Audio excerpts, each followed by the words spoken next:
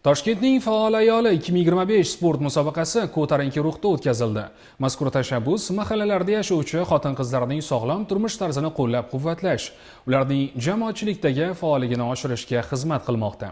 Musobaqada ishtirokchilar voleybol, shashka va shaxmat bo'yicha o'z mahoratlarini sinovdan o'tkazib, munosib raqobat olib borishdi.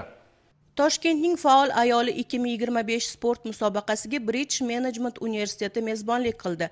Unda poytaxtimizdagi barcha tumanlardan saralanib kelgan 100 nafarga yaqin xotin-qizlar voleybol, shaxmat va shashka bellashuvlarida o'z imkoniyatlarini namoyish etishdi. Yil sayin ommalashib borayotgan musobaqa, ya'ni Toshkentning faol ayoli sport musobaqasida Toshkent shahar hokimligi, Toshkent shahar oila va xotin-qizlar boshqarmasi hamda sport boshqarmasi boshchiligida o'tkazilayotgan sport musobaqasida tumandan tashrif buyurgan ayollar yig'ilgan.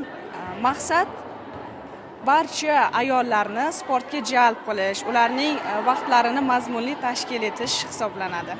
Natijalarga yuzlanadigan bo'lsak, shashka bo'yicha o'tgan bahslar yakunida Sergeli tumani vakilasi Gulsima Normurodova barcha raqiblari ustidan g'alaba qozonib, oltin medalni qo'lga kiritdi. Bektemir tumanidan Zamira Imomova kumush medalga sazovor bo'lgan bo'lsa, Yashnobod tumani vakilasi Mamlakat Mavlonova kuchli uchlikka yakun yasab berdi. Voleybol bo'yicha esa Mirzo-Ulug'bek tumani qizlari Shohsupaning eng yuqori pog'onasini band etishdi. Yashnobod tumani xotin-qizlar jamoasi 2-o'ringa loyiq ko'rildi. 3-o'rin Yakkasaroy tumani jamoasiga nasib qildi.